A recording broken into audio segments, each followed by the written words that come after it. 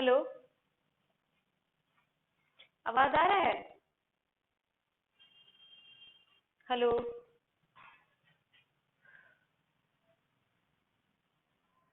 Hello.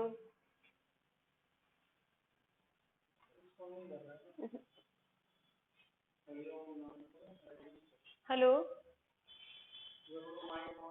Mic on करके बताओ कि आवाज आ रहा है?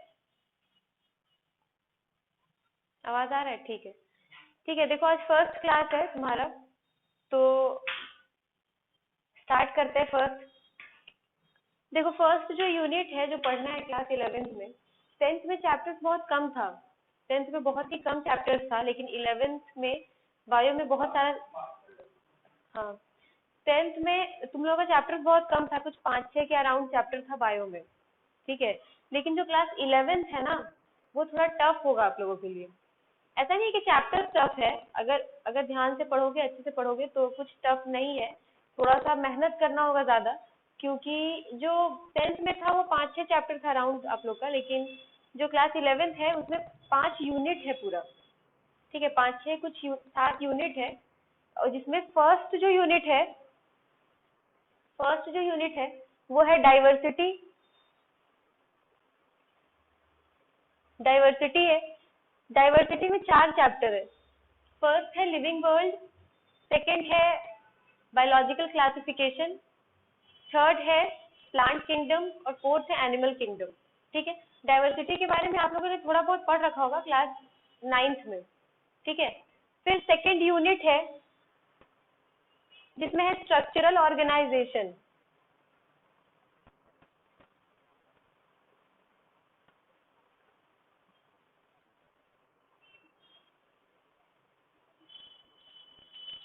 स्ट्रक्चरल ऑर्गेनाइजेशन है, तो इसमें कितना चैप्टर है? इसमें 3 चैप्टर है, ठीक है।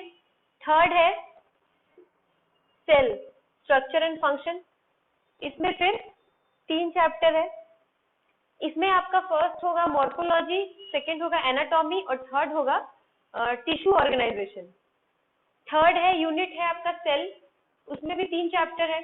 फर्स्ट है cell structure and function, third है बायोमोलिक्यूल्स, सॉरी सेकंड है बायोमोलिक्यूल्स, थर्ड है सेल डिवीजन, ठीक है। तो 3 चैप्टर इसमें भी है। फिर फोर्थ है प्लांट फिजियोलॉजी। उसमें फिर 5 चैप्टर है। आप लोगों ने जो क्लास 10th में पढ़ा था ना लाइफ प्रोसेसेस, तो उसमें पढ़ना था न्यूट्रिशन, डाइजेशन, एक्सक्रिएशन, सर्कुलेशन, जो आप लोगों ने पढ़ा था उस चीज को अब हम लोग यहाँ डेप्थ में पढ़ेंगे, ठीक है। प्लांट फिजियोलॉजी में है 5 चैप्टर इसमें पढ़ना है, और लास्ट यूनिट है आपका एनिमल फिजियोलॉजी। इसमें आपका 7 चैप्टर है, ठीक है। टोटल 5 यूनिट हुआ। चैप्टर्स कितने हैं?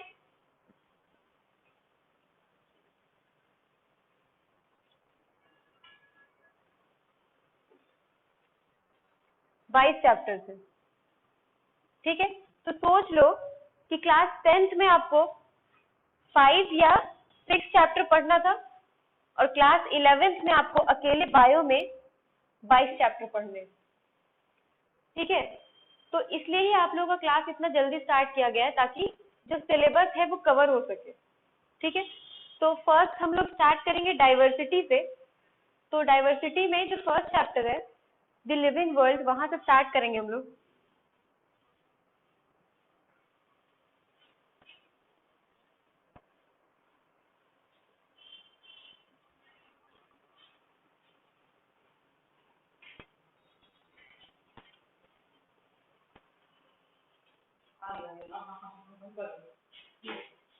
फर्स्ट चैप्टर है आपका द लिविंग वर्ल्ड।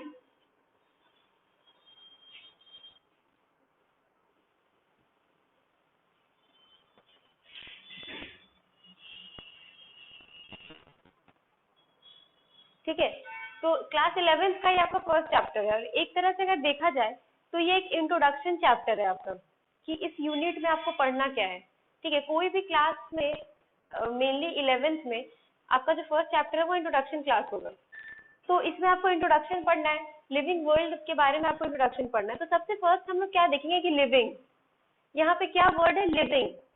तो हम लोग कैसे आइडेंटिफाई करेंगे कि क्या लिविंग है क्या नॉन लिविंग है, ये हम लोग कैसे आइडेंटिफाई करेंगे?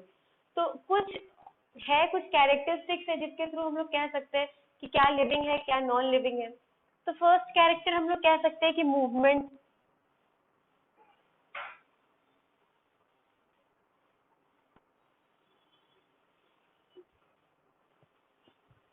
सेकंड हम लोग कह सकते हैं ग्रोथ।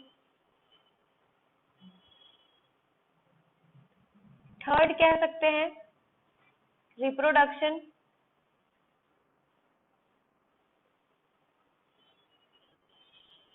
फोर्थ कह सकते हैं मेटाबॉलिज्म।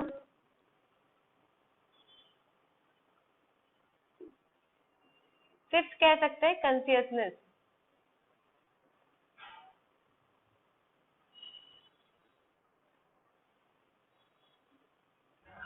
ठीक है, सिर्फ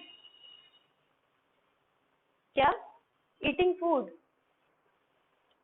क्या बोल रहे हो, ईटिंग फूड बोल रहे हो? हाँ वो भी होगा। देखो ऐसा नहीं है कि सिर्फ यही पांच है। ठीक है, नॉर्मली आप लोगों ने क्लास 10th में एक चैप्टर पढ़ा था लाइफ प्रोसेसेस। ठीक है, वहां से स्टार्ट करते हैं हम लोग। लाइफ लाइफ हाँ, लाइफ प्रोसेसेस में आप लोगों ने क्या पढ़ा था? लाइफ प्रोसेसेस में पढ़ा था कि कुछ 8 प्रोसेसेस हैं जो कि लिविंग ऑर्गेनिज्म को लिविंग रखने में हेल्प करते हैं। उसमें से क्या था? Mrs grant.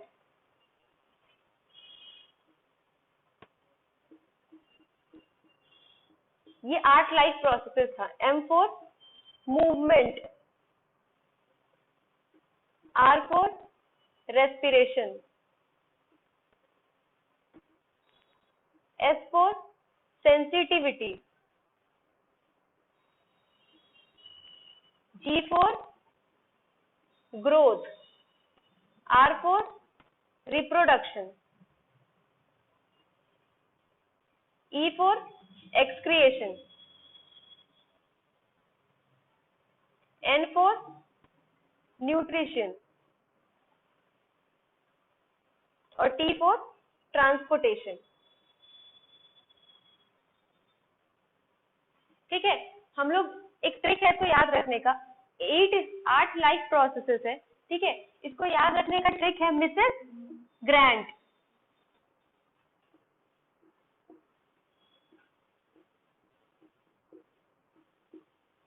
ठीक है, ये 8 लाइफ प्रोसेसेस है। ठीक है, जो कोई भी अगर लिविंग ऑर्गेनिज्म है, अगर कोई भी लिविंग ऑर्गेनिज्म है तो ये 8 लाइफ प्रोसेसेस उनमें होंगे ही। ठीक है, सबसे फर्स्ट क्या होता है? सबसे फर्स्ट होता है न्यूट्रिशन। ठीक है, सबसे फर्स्ट होता है न्यूट्रिशन। न्यूट्रिशन क्या होता है? Intake of food material and utilization by our body. Intake of food material and utilization by our body is called nutrition.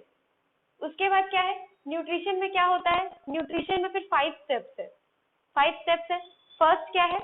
First है इंजेशन, जिसे हम लोग इनटेक करते हैं। सेकेंड है डाइजेशन, जिसमें जो हम लोग इनटेक किए हैं उसका ब्रेक डाउन होता है फूड मटेरियल का। फिर क्या है? एब्जॉर्प्शन। थर्ड प्रोसेस है एब्जॉर्प्शन। एब्जॉर्प्शन में क्या होता है? जो फूड मटेरियल ब्रेक डाउन हुआ है। अच्छा, ब्रेक डाउन क्यों हुआ है? इसलिए हुआ है क्योंकि जिस फॉर्म में हम लोग फूड को ले रहे थे उस फॉर्म में हम लोग फूड जो है वो हमारा बॉडी एब्जॉर्ब नहीं कर सकता है या फिर यूज नहीं कर सकता है। तो इसलिए क्या करते हैं? ब्रेक डाउन करते हैं।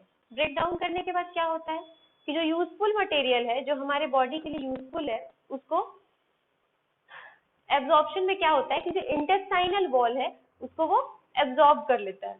फोर्थ प्रोसेस है एसिमिलेशन। एसिमिलेशन में क्या होता है कि जो एब्जॉर्ब्ड फूड है, जिसको इंटेस्टाइनल वॉल ने एब्जॉर्ब किया था, उसको वो सेल तक पहुंचाता है। और फाइनली है इजेशन या फिर एक्सक्रिएशन, जिसमें जो डाइजेस्टेड फूड है या फिर जो वेस्ट मटेरियल बच जाता है उसको अपनी बॉडी से एक्सपेल कर देते हैं। उस पूरे प्रोसेस को हम लोग कहते हैं न्यूट्रिशन। ठीक है, तो ये जो न्यूट्रिशन का जो प्रोसेस है, देखो हम लोगों ने ये 5 चीजों को नॉर्मली लेकर हम लोग चल रहे थे। अगर चाहो तो इन सबको भी लेकर चल सकते हो। ठीक है, क्या ये जो 5 प्रोसेस जो हो रहे हैं न्यूट्रिशन में, वो किसी नॉन लिविंग ऑर्गेनिज्म में होता है क्या?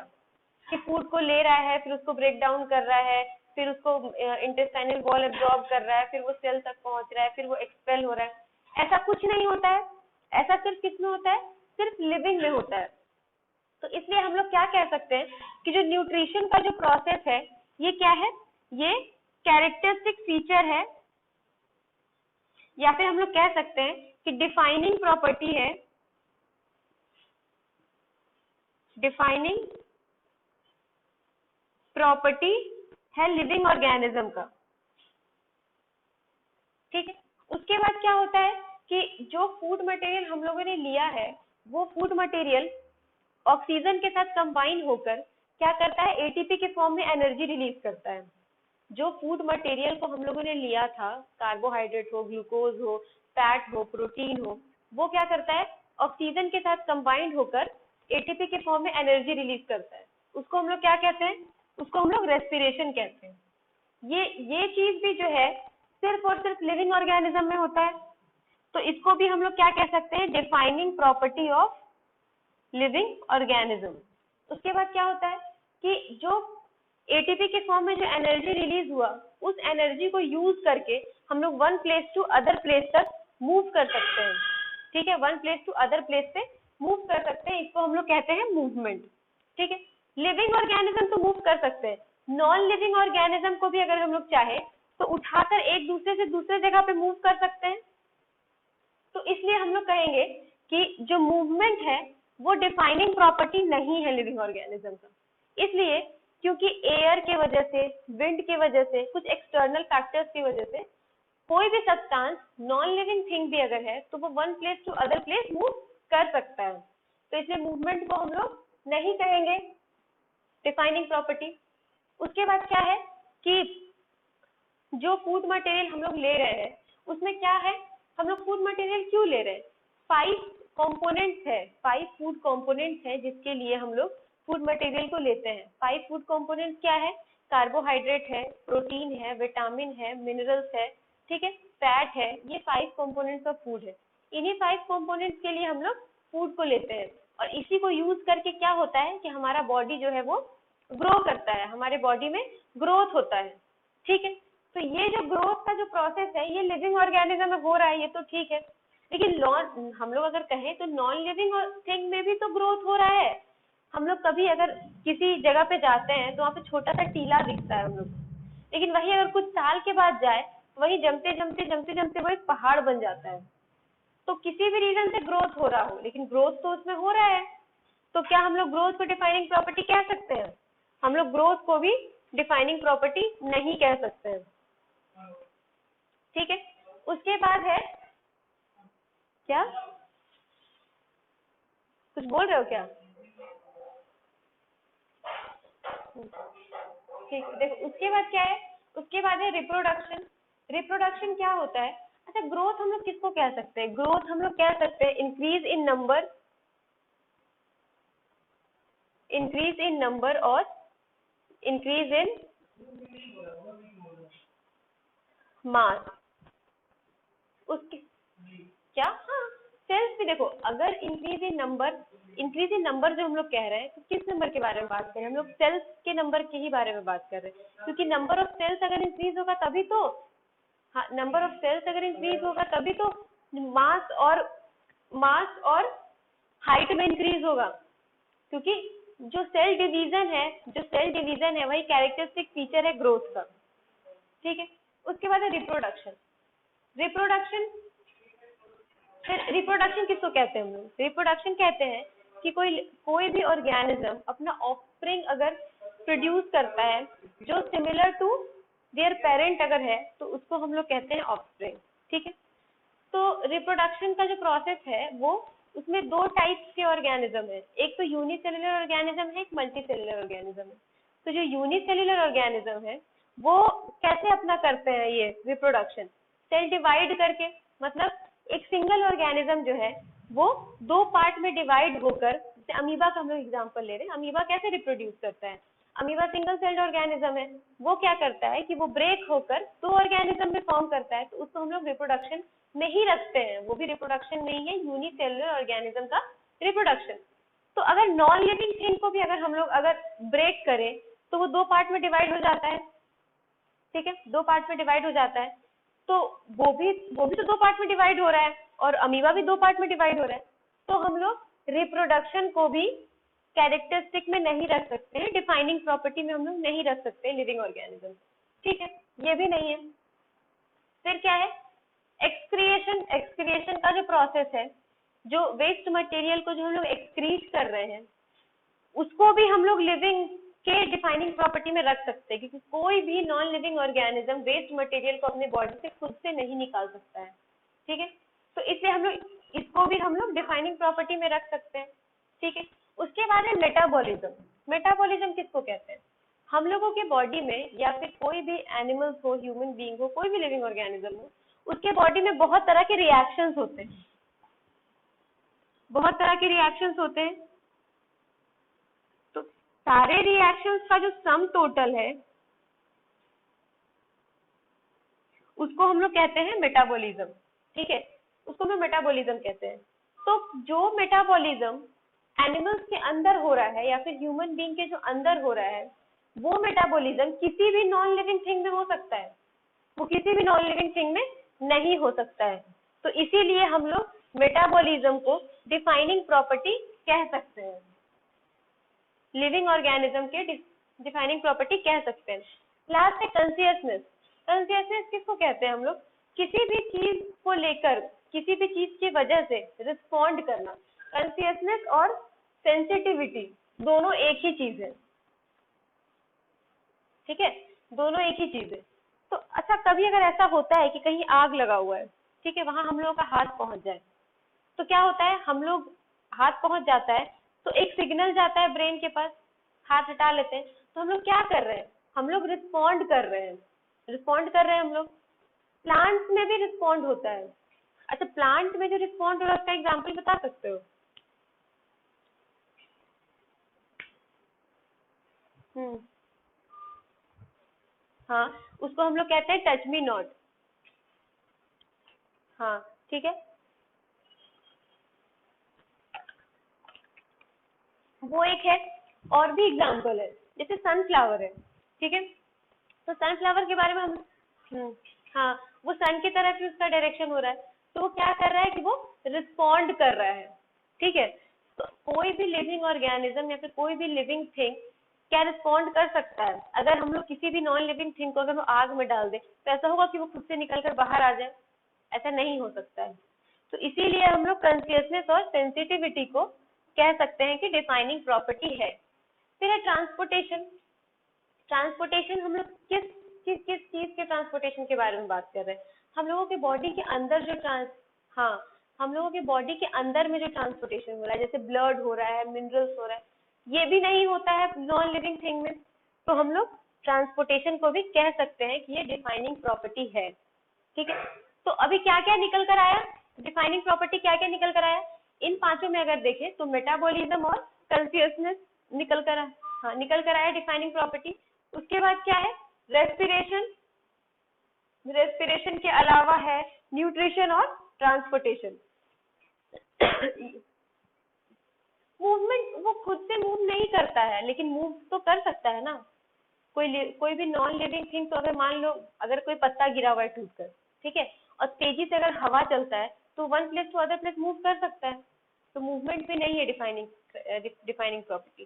ठीक है, ये डिफाइनिंग प्रॉपर्टी है कुछ नॉन लिविंग थिंग्स का। एक और डिफाइनिंग प्रॉपर्टी है जो अभी तक लोग कंफ्यूज है या फिर साइंटिस्ट भी कंफ्यूज है कि वो लिविंग प्रॉपर्टी है या वो डिफाइनिंग प्रॉपर्टी है या नहीं है लिविंग थिंग्स का। जो पेशेंट कोमा में है, ठीक है, वो रिस्पॉन्ड नहीं करते। नॉर्मली अगर हम लोग क्या देख रहे थे, कॉन्शियसनेस और मेटाबॉलिज्म जो है वो दोनों क्या है, डिफाइनिंग प्रॉपर्टी है किसी भी लिविंग ऑर्गेनिज्म का। लेकिन जो कोमा में जो पेशेंट है वो रिस्पॉन्ड नहीं कर सकते, लेकिन उनमें मेटाबॉलिज्म हो रहा है। ठीक है, वो रिस्पॉन्ड नहीं कर सकते लेकिन उनमें मेटाबॉलिज्म हो रहा है। इसलिए साइंटिस्ट अभी भी कंफ्यूज है कि वो जो है वो लिविंग है या नॉन लिविंग है। नॉर्मली अभी तो वो जिस कंडीशन में है जरूरी नहीं है, हो सकता है कि वो रिकवर करके जैसे वो अपना लाइफ पहले जी रहे थे उस तरह से वो फिर से जिए, लेकिन ऐसा पॉसिबिलिटी नहीं भी है, हो सकता है कि जैसा उनका पहले लाइफ था वैसा नहीं भी हो। ठीक है, तो इसीलिए लोग अभी भी कंफ्यूज हैं कि कोमा पेशेंट को हम लोग लिविंग लिविंग प्रॉपर्टी हम लोग कह सकते हैं या नहीं कह सकते हैं। ठीक है, ये कुछ है डिफाइनिंग प्रॉपर्टी। अब हम लोग देखेंगे diversity in living world.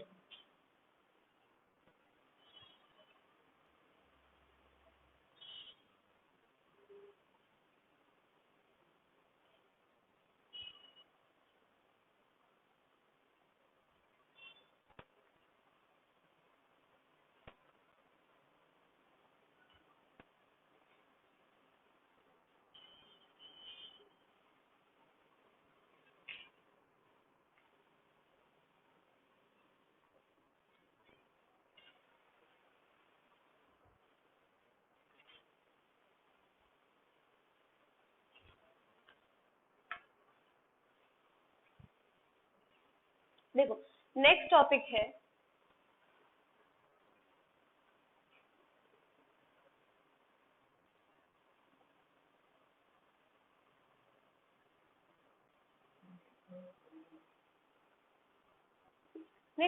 Diversity in living world.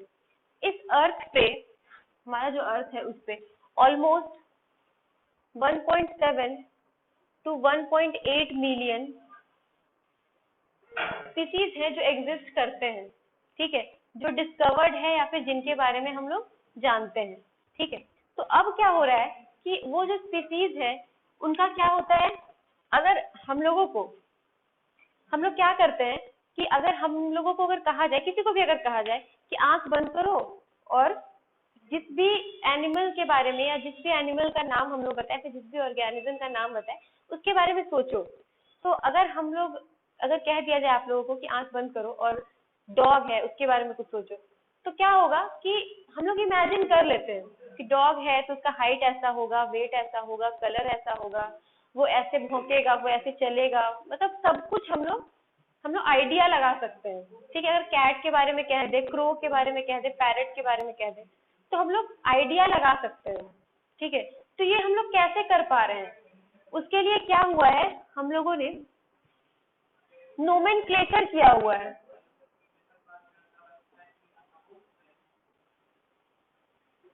Nomenclature किया हुआ है, नोमेनक्लेचर का मतलब क्या होता है, नेमिंग किया हुआ है। नेमिंग किया हुआ है। अब जैसे कि मान लो कि कुछ ऐसे, मान लेते हैं वेजिटेबल्स के बारे में ही मान लेते हैं, ठीक है, सबसे इजी होगा समझना कि कुछ वेजिटेबल्स है जिसको हम लोग झारखंड में किसी और नाम से बुलाते हैं, लेकिन अगर वो किसी और स्टेट में जाए तो उसको किसी और नाम से बुलाया जाता है, ठीक है। कुछ एनिमल्स भी ऐसे हैं कि जिनको हम लोग किसी और नाम से जानते हैं, झारखंड में किसी और नाम से बुलाते हैं, और किसी और स्टेट में अगर जाएं तो उसको किसी और नाम से बुलाते हैं। लेकिन कुछ साइंटिस्ट हैं जिन लोगों ने मिलकर नोमेनक्लेचर का एक तरीका हम लोगों को दिया है, जिसके थ्रू हम लोग क्या करते हैं कि किसी भी ऑर्गेनिज्म को हम लोग किसी भी स्टेट में किसी भी नाम से बुलाए, लेकिन एक साइंटिफिक नेम दिया हुआ है उनको, जिस साइंटिफिक नेम से पूरे वर्ल्ड में उसको जाना जाता है, ठीक है। किसी भी ऑर्गेनिज्म का हम लोगों ने नाम दिया है और उस नाम से पूरे वर्ल्ड में उसको जाना जाता है, तो उसी को हम लोग कहते हैं नोमेनक्लेचर। नोमेनक्लेचर के लिए सबसे जरूरी क्या है, आइडेंटिफिकेशन।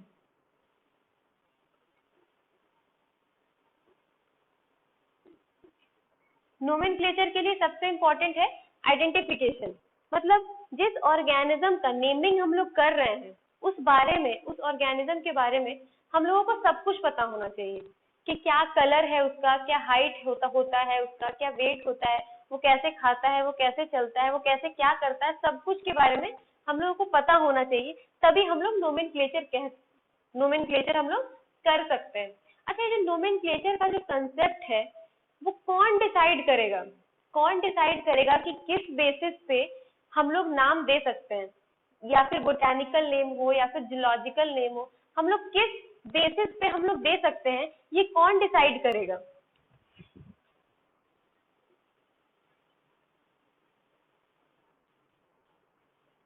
ICBN और ICZN। ICBN क्या है, इंटरनेशनल कोड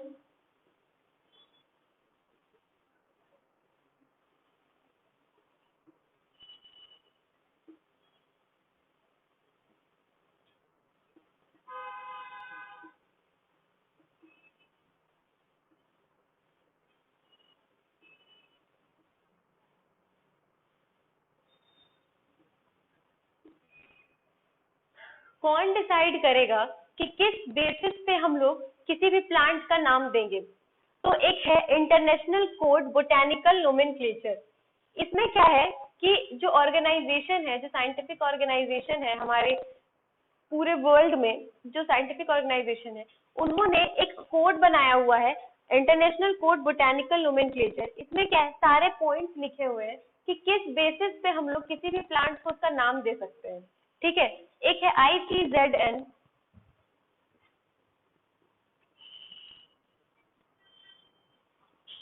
हाँ, इंटरनेशनल कोड फॉर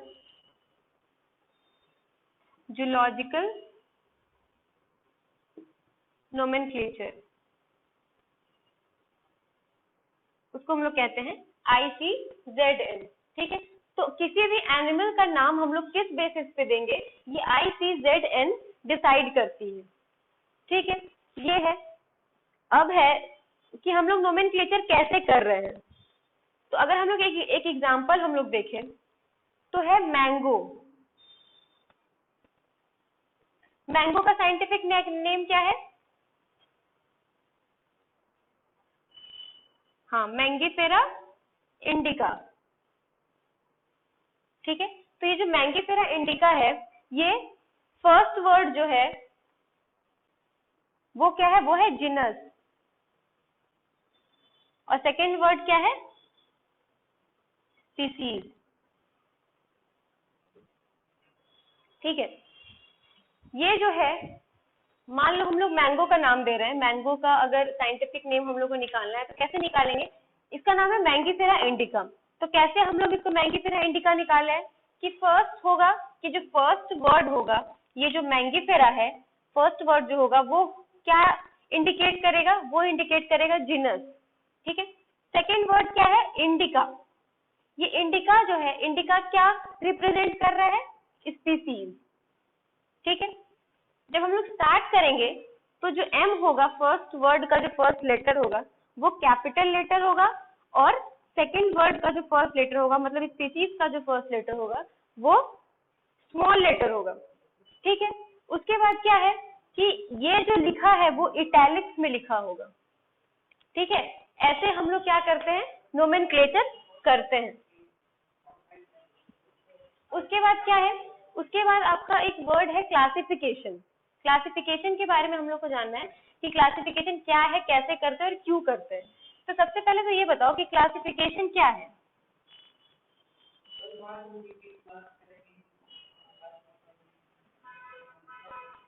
पता है किसी को क्लासिफिकेशन किसको कहते हैं हम लोग? देखो, किसी भी कैरेक्टरिस्टिक, हाँ ये तो सही है, किसी भी चीज को क्लासिफाई करना, किसी भी कैरेक्टरिस्टिक फीचर पे, किसी भी कैरेक्टरिस्टिक फीचर पे हम लोग किसी चीज को अगर क्लासिफाई करते हैं तो उसको हम लोग क्लासिफिकेशन कहते हैं। ठीक है, क्लासिफिकेशन करना क्यों जरूरी है? देखो, क्लासिफिकेशन करना इसलिए जरूरी है क्योंकि अगर क्लासिफिकेशन हम लोग नहीं करेंगे तो हम लोग को कैसे पता चलेगा कि कोई भी ऑर्गेनिज्म जो है उसका क्या नाम होना चाहिए, वो कैसे रिस्पॉन्ड करता है, वो कैसे रिएक्ट करता है। अगर हम लोग क्लासिफिकेशन नहीं किए होते तो क्या हम लोग को पता होता कि जो शेर है वो हम लोग को खा भी सकता है?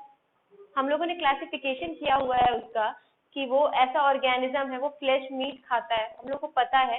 क्यों? क्योंकि हम लोगों ने उसका क्लासिफिकेशन कर रखा है, इसलिए हम लोग को पता है कि वो अगर हम लोग उसके सामने चले जाएं तो वो कैसे रिस्पॉन्ड करेगा।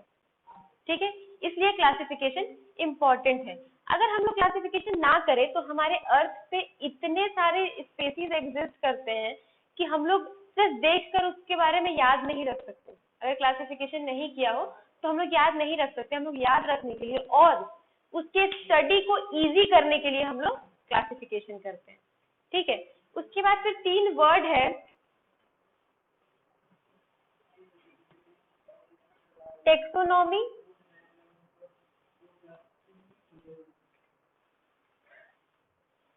सिस्टमैटिक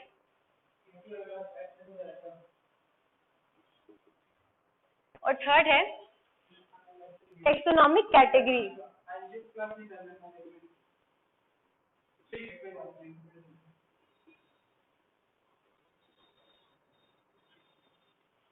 ठीक ठीक है, हम लोग देखेंगे कि टेक्सोनॉमी क्या है, सिस्टमैटिक क्या है और टेक्सोनॉमिक कैटेगरी क्या है।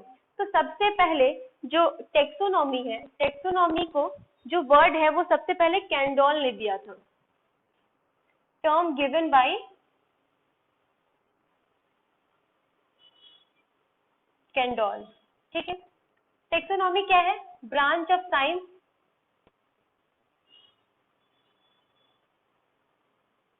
इससे हम लोग किस चीज का स्टडी करते हैं, टेक्सोनॉमी में हम लोग किस चीज का स्टडी करते हैं, in which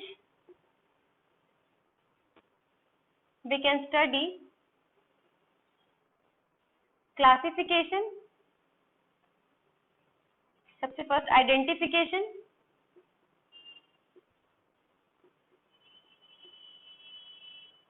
क्लासिफिकेशन, एक मिनट,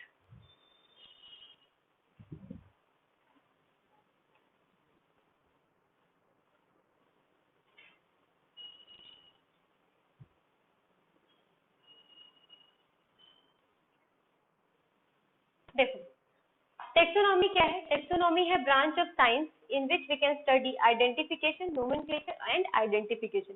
किसी भी चीज का सबसे पहले हम लोग क्या करते हैं, आइडेंटिफिकेशन करते हैं, पहले हम लोग पता करते हैं कि वो क्या है और कैसा है, फिर क्या करते हैं, नोमेनक्लेचर करते हैं, फिर उसका नाम देते हैं और फाइनली उसको क्लासिफाई करते हैं, क्लासिफिकेशन।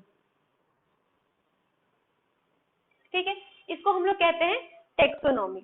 उसके बाद है कि हम लोग सिस्टमैटिक किसको कहते हैं, सिस्टमैटिक को फर्स्ट टाइम लीनियस ने दिया था, फर्स्ट टाइम इसको लीनियस ने दिया था और इन्होंने एक बुक लिखा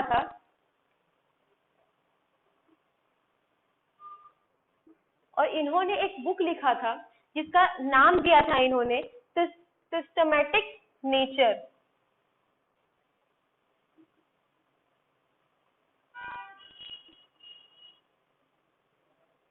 सिस्टमैटिक नेचरी इन्होंने ये बुक लिखा था और इस बुक में इन्होंने सबसे फर्स्ट टाइम सिस्टमैटिक के बारे में बताया था।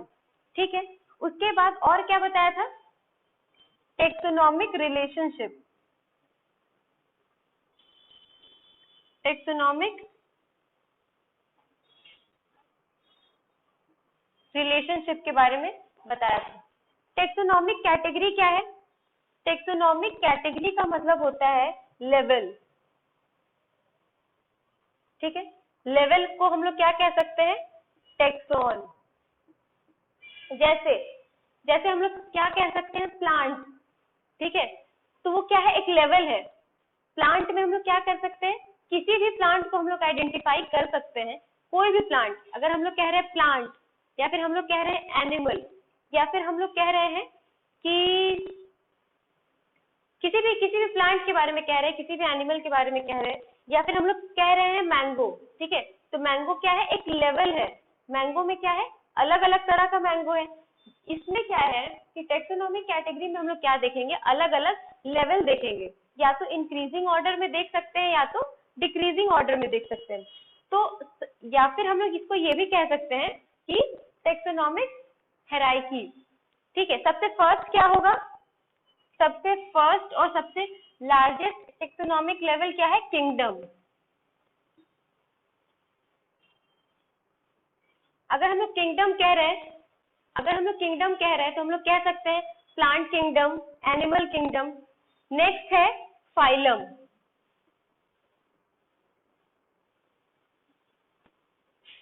ठीक है, उसके बाद क्या है, उसके बाद है क्लास। फर्स्ट है किंगडम, सेकंड है फाइलम, थर्ड है क्लास, फिर है ऑर्डर,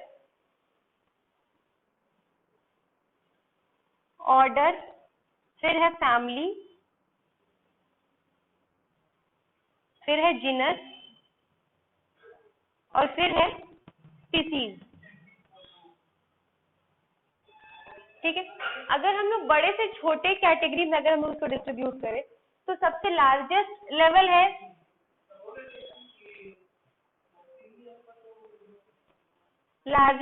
है किंगडम और सबसे स्मॉलेस्ट लेवल है स्पीसीज। ठीक है, तो किसी भी, अब जैसे कि हम लोग कैसे इसको क्लासिफाई करते हैं, सबसे फर्स्ट हम लोग देखेंगे कि किंगडम है, तो प्लांट किंगडम है, एनिमल किंगडम है। किंगडम में फिर कुछ फाइलम होगा, अगर मान लेते हैं हम लोग एनिमल्स को लेते हैं तो फिर एनिमल्स में अलग अलग तरह के फाइलम है। फिर फाइलम के अंदर में क्या है, क्लास है, अलग अलग तरह के क्लास है। फिर क्लास के अंदर में क्या है, ऑर्डर है, ऑर्डर के अंदर में फैमिली है, फैमिली के अंदर में जिनस है, जिनस के अंदर में स्पीसीज है। ठीक है, बहुत सारे स्पीसीज मिलकर एक जिनस फॉर्म करते हैं, बहुत सारे जिनस मिलकर एक फैमिली फॉर्म करते हैं, बहुत सारे फैमिली मिलकर एक ऑर्डर फॉर्म करते हैं, बहुत सारे ऑर्डर मिलकर एक क्लास फॉर्म करते हैं, बहुत सारे क्लास मिलकर फाइलम फॉर्म करते हैं, बहुत सारे फाइलम मिलकर किंगडम फॉर्म करते हैं।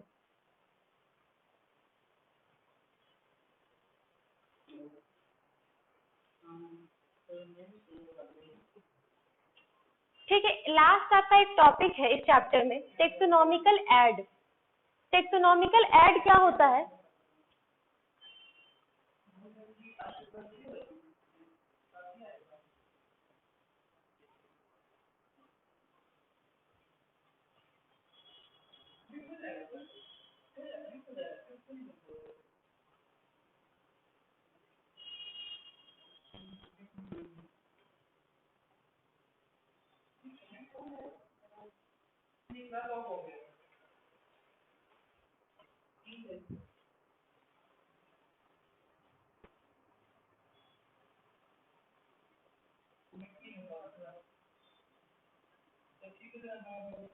लास्ट आपका इस चैप्टर में टॉपिक है टेक्सोनॉमिकल ऐड। ठीक है, ऐड का मतलब क्या होता है? ऐड का मतलब होता है विच हेल्प इन स्टडी। ठीक है, ऐड का मतलब होता है which help in study of plant and animal. ठीक है, तो इसमें क्या है, अलग अलग तरह के टेक्सोनॉमिकल ऐड है। फर्स्ट है हर्बेरियम, सेकंड है जूलॉजिकल गार्डन, फर्स्ट सेकंड है जूलॉजिकल पार्क, उसके बाद है बॉटेनिकल गार्डन। ठीक है, अलग अलग तरह के टेक्सोनॉमिकल ऐड है। सबसे फर्स्ट अगर हम लोग हर्बेरियम के बारे में देखें तो हर्बेरियम क्या है? हर्बेरियम में क्या होता है कि किसी भी स्पीसीज के प्लांट को सुखाकर, ड्राई करके, प्रेस करके उसको प्रिजर्व करके रखते हैं। ठीक है, अगर हम लोग देखें तो कुछ ऐसे प्लांट हुआ करते थे पहले जो अभी एग्जिस्ट नहीं करते हैं, लेकिन उनके बारे में हम लोगों को पता है। क्यों पता है? क्योंकि कुछ ऐसे हैं साइंटिस्ट हैं जिन्होंने क्या कर रखा है कि जो प्लांट्स पहले हुआ करते थे उनको प्रिजर्व कर कर हर्बेरियम में रखा हुआ है। हर्बेरियम एक ऐसा प्लेस है जहाँ पे जितने भी स्पीसीज हैं प्लांट के उनको ड्राई करके, प्रेस करके, प्रिजर्व करके रखा हुआ है। ठीक है, वो हम लोग इसलिए करते हैं ताकि अगर कोई प्लांट ऐसा है जो एक्सटिंक्ट हो जाए, विलुप्त हो जाए, उसके बाद भी हम लोग उसका स्टडी कर सकें, उसको हम लोग कहते हैं हर्बेरियम। ठीक है, तो हर्बेरियम में क्या होता है कि कोई भी अगर प्लांट वहां पे, अगर किसी भी प्लांट के स्पीसीज को अगर प्रिजर्व करके रखा हुआ है तो उसको किसने प्रिजर्व किया है, कब प्रिजर्व किया है, कैसे किया है, उसका पूरा हिस्ट्री वहां पे प्रेजेंट होता है। ठीक है, तो उसको हम लोग कहते हैं हर्बेरियम। और भी टेक्सोनॉमिकल ऐड है जिसके बारे में हम लोग नेक्स्ट क्लास में पढ़ेंगे। अब टाइम हो गया है, इतना सबको समझ में आया सही से?